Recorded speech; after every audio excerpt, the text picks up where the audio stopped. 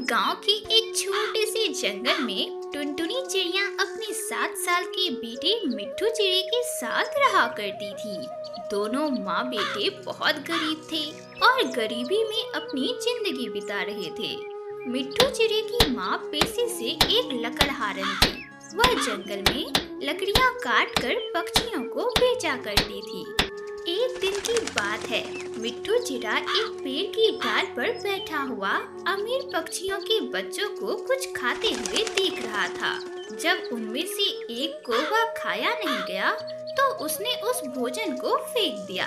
भगवान इन अमीर पक्षियों को इतना खाना क्यों देते हैं जो इनसे खाया ही नहीं जाता और ये खाने को फेंक देते हैं और हम गरीब पक्षियों को 2 वक्त की रोटी तक नसीब नहीं हो पाती। मिट्ठू चिड़ी को बहुत जोरों की भूख लगी थी। उसने सुबह से कुछ भी नहीं खाया था।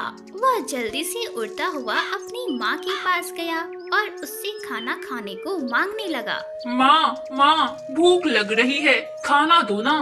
टुनटुनी चिड़िया जल्दी से रसोई में जाती है और अपने बेटे के लिए थोड़ा सा भोजन लेकर आती है।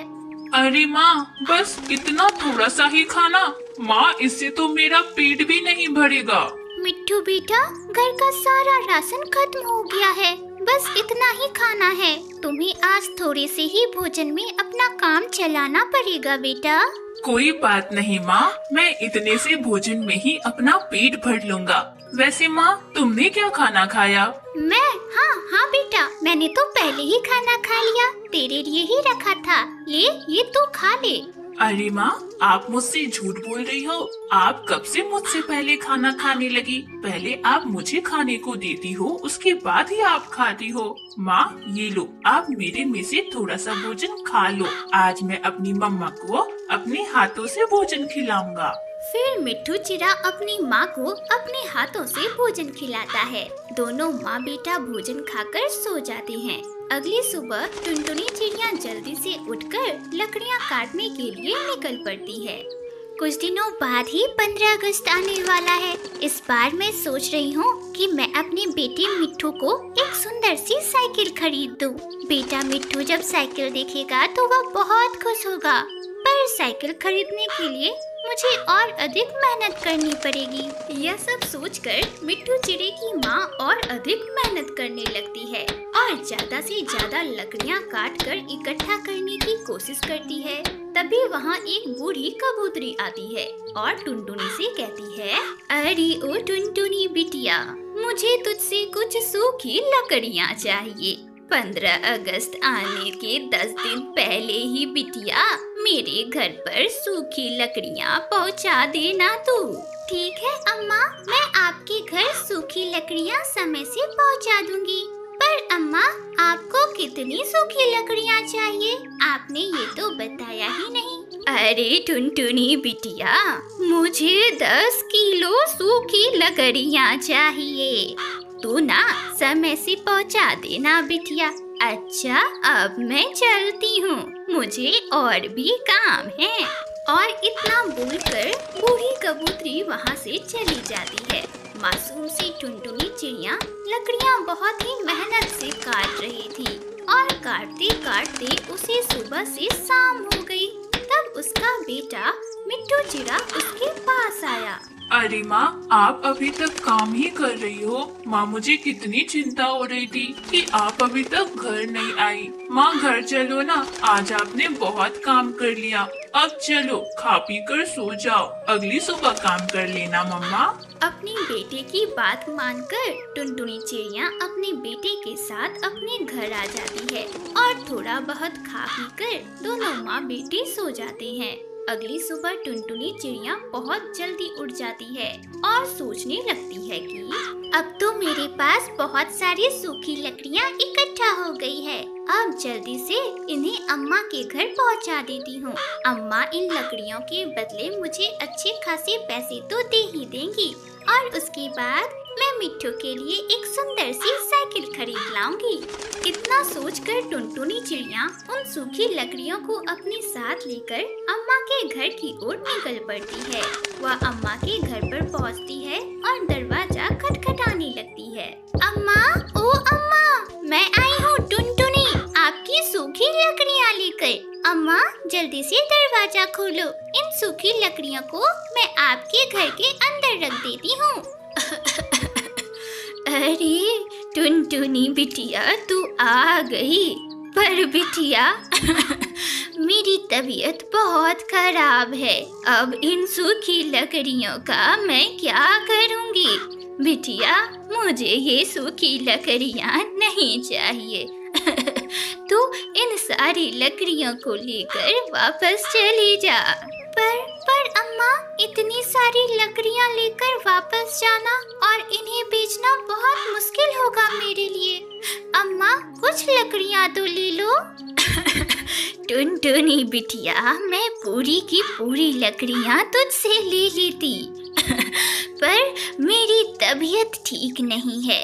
अच्छा अम्मा, ऐसा क्यों? आप वैसे इन लकड़ियों का क्या करती अम्मा? अरे टुनटुनी बिटिया, 15 अगस्त आने वाला है और इन सूखी लकड़ियों से मैं झंडा तैयार करके उन्हें बेचती। यही कला तो आती है इस बूढ़ी को, वरना मेरा घर कैसे चलता तू ही बता। अच्छा अम्मा, क्या आप मुझे झंडा बनाना नहीं सिखा सकती? अम्मा, अगर आप मुझे झंडा बनाना सिखा दोगी तो मैं आपकी कुछ सहायता कर दूंगी और इसके बदले मेरी लकड़ियाँ भी काम में आ जाएगी। अम्मा, क्या हम दोनों मिलकर यह व्यापार नहीं कर सकते? अरे टुनटुनी बिटिया, तूने तो सारी समस्याओं का समाधान ही निकाल दिया। मैं तुझे झंडा बनाना जरूर सिखाऊंगी। आ अंदर आ, सारी लकड़ियों को लेकर अंदर आ जा, दोनों मिलकर झंडा तैयार करते हैं। और फिर क्या था, टुनटुनी चिड़िया बूढ़ी अम्मा की बात मानकर सारी लकड़ियाँ अपने साथ लेकर उनके घर के अंदर चली जाती है और फिर बूढ़ी अम्मा टुनटुनी चिड़िया को झंडा बनाना सिखा देती है। दोनों मिलकर कुछ ही देर में बहुत सारे झंडा बनाकर तैयार कर देते हैं। टुनटुनी बिटिया, मैंने तुझे झंडा बनाना तो सिखा दिया, अब हमारे पास बहुत सारे झंडे भी हैं। टुनटुनी, मेरी तबीयत तो खराब है, मैं इन्हें बाजार में ले जाकर नहीं बेच सकती, पर तू तो बेच सकती है ना। जा बिटिया, इन्हें बाजार में ले जाकर बेच दे और जो मुनाफा होगा उसका हम आधा आधा कर लेंगे। ठीक है अम्मा, मैं अभी इन झंडों को लेकर बाजार जाती हूँ और इन्हें बेचकर आपके पास आती हूँ। और फिर इतना बोलकर टुनटुनी चिड़िया सारे झंडे लेकर बाजार चली जाती है और उन्हें बेचने लगती है। तिरंगे ले लो तिरंगे, रंग बिरंगे तिरंगे, वो भी बहुत ही कम कीमतों पर। तिरंगे ले लो तिरंगे। क्योंकि टुनटुनी चिड़िया के बनाए हुए तिरंगे बहुत ही सुंदर और कम कीमतों में मिल रहे थे, तो सभी बच्चे उसकी दुकान से तिरंगे खरीद लेते हैं और कुछ ही मिनटों में उसके सारे तिरंगे बिक जाते हैं और उसे अच्छा खासा मुनाफा भी होता है।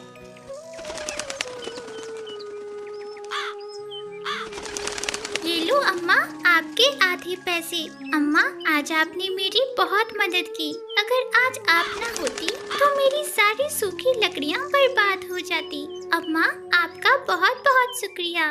टुनटुनी चिड़िया बूढ़ी अम्मा का शुक्रिया कर अपने घर चली जाती है और अपने बेटे के लिए जलेबियाँ भी लेकर आती है। बेटा मिट्ठू जलेबियाँ देखकर बहुत खुश होता है और दोनों माँ बेटा खाना खाकर सो जाते हैं। अगली सुबह टुनटुनी चिड़िया अपने बेटे मिट्ठू को अपने साथ लेकर साइकिल की दुकान पर जाती है। अरे ये क्या माँ, आप साइकिल की दुकान पर आई हो? माँ, क्या आप मुझे साइकिल खरीद कर दे रही हो? हाँ हाँ मिट्ठू बेटा, मैं आपको साइकिल खरीद कर दे रही हूँ। आप बोलो, आपको कौन सी साइकिल चाहिए? अपनी माँ की यह बात सुनकर मिट्ठू चिड़िया बहुत खुश होता है और वह अपनी मन पसंदीदा साइकिल खरीद लेता है। अपने बेटे को यूँ खुश देखकर टुनटुनी चिड़िया भी बहुत खुश होती है। फिर कुछ दिनों बाद ही 15 अगस्त का दिन आ जाता है और सभी जंगल वाले मिलकर 15 अगस्त का त्योहार बड़े ही धूमधाम से मनाते हैं।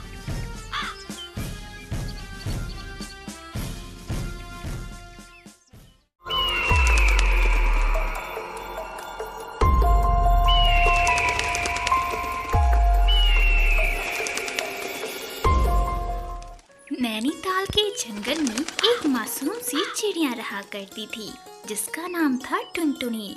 टुनटुनी चिड़िया का पति कालू कौवा एक लकड़हारा था और वह जंगल में लकड़ियां काटने का काम किया करता था।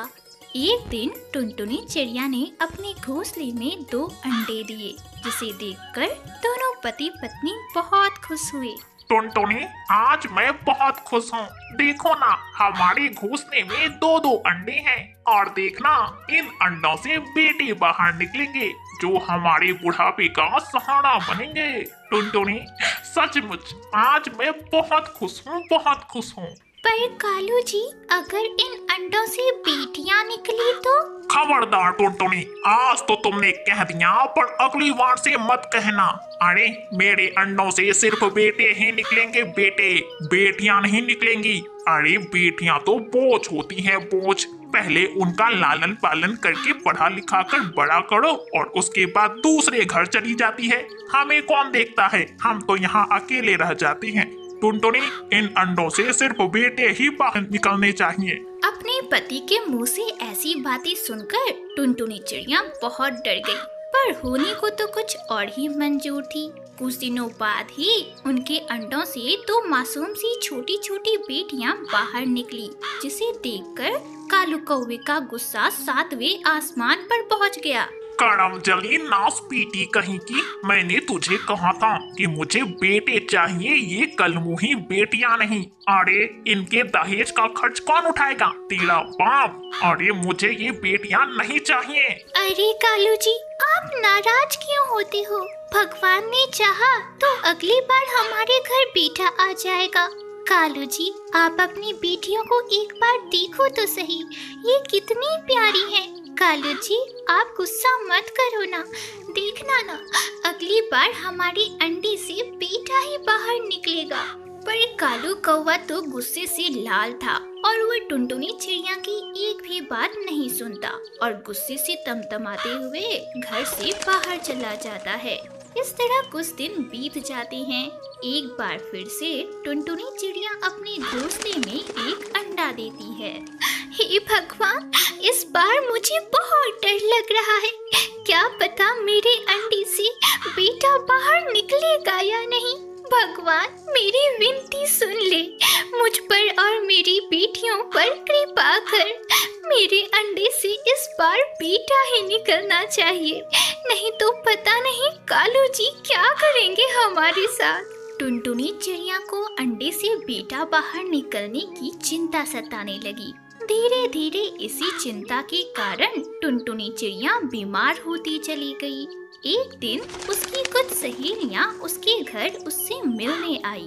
अरे टुनटुनी बहन, ये तुमने अपनी कैसी हालत बना रखी है, और इसकी बेटियों को भी तो देखो, कितनी कमजोर दिखाई दे रही है। टुनटुनी बहन, क्या बात है, आखिर तुझे किस बात की चिंता सताए जा रही है? आखिर मैं तुम लोगों को क्या बताऊं कि मुझे किस बात की चिंता है। अरे मेरे घर पहले से ही 2 बेटियां हैं। अब मुझे चिंता है कि अगर मेरे इस अंडे से भी अगर बेटी निकली तो पता नहीं कालू जी क्या करेंगे। उन्हें तो मुझे पहले ही धमकी दे दी है कि अगर इस बार भी चिड़िया निकली ना तो वे दूसरी शादी कर लेंगे। फिर मेरा और मेरी बेटियों का क्या होगा? अरे नाना टुनटुनी बहन, ऐसा कुछ भी नहीं होगा, तू क्यों चिंता करती है? हम जीजाजी को समझाएंगे ना, तू चिंता मत कर। आने दे जीजाजी को, फिर देखना वे हमारी बात जरूर सुनेंगे। टुनटुनी चिड़िया की तीनों सहेलियां कालू कौवे के घर वापस लौटने का इंतजार करने लगती है, पर सुबह से शाम हो जाती है और कालू कौवा घर वापस नहीं लौटता। तब तीनों सहेलियां मायूस होकर अपने अपने घर चली जाती है। इस तरह कुछ सप्ताह बीत जाते हैं और आखिरकार टुनटुनी चिड़िया के उस अंडे से भी एक नन्ही चिड़िया बाहर निकलती है। अब तो कालू कौवे का पारा और भी 7वें आसमान पर पहुंच गया और उसने टुनटुनी चिड़िया सहित अपनी तीनों बेटियों को धक्के मारकर घर से बाहर निकाल दिया।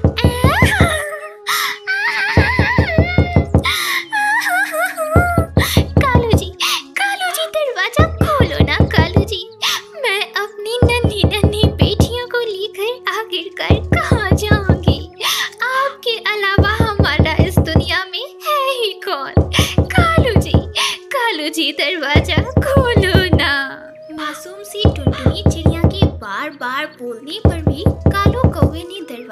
नहीं खोला। फिर हार पछताकर टुनटुनी चिड़िया अपनी बेटियों को लेकर वहाँ से चली गई। टुनटुनी चिड़िया आसरे की तलाश में जंगल जंगल भटकती रही, पर टुनटुनी चिड़िया को कोई भी आसरा नहीं मिला। मेरी बेटियां भूखी हैं, मुझे कुछ न कुछ तो करना ही होगा।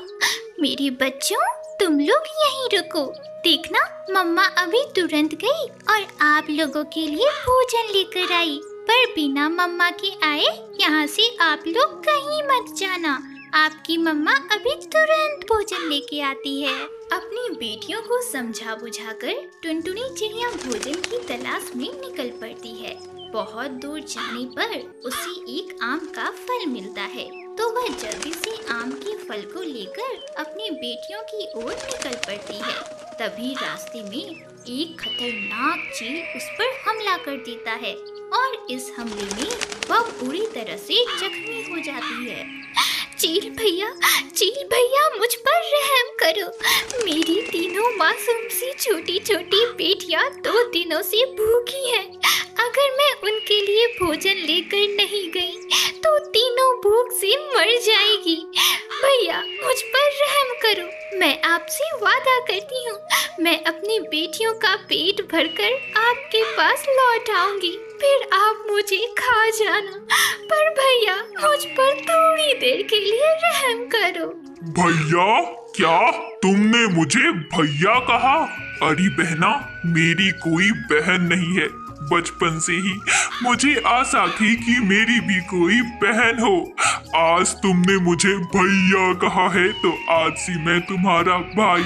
आज से मैं तुम्हारी और तुम्हारी बेटियों की रक्षा करूंगा। चलो अपनी बेटियों को अपने साथ लेकर मेरे घर चलो। मेरे पास एक जादुई गुलाब का घर है, अब हम सब वहीं रहेंगे। चलो बहना, चलो अपने भाई के घर चलो। चील की यह बात सुनकर टुनटुनी चिड़िया बहुत खुश हुई और अपनी बेटियों को अपने साथ लेकर चील के जादुई गुलाब घर में रहने चली गई। इस तरह टुनटुनी चिड़िया को रहने का एक आसरा मिल गया और एक भाई का प्यार भी मिल गया। अब टुनटुनी चिड़िया अपनी बेटियों के साथ चील के जादुई गुलाब घर में खुशी खुशी अपनी आगे की जिंदगी बिताने लगी।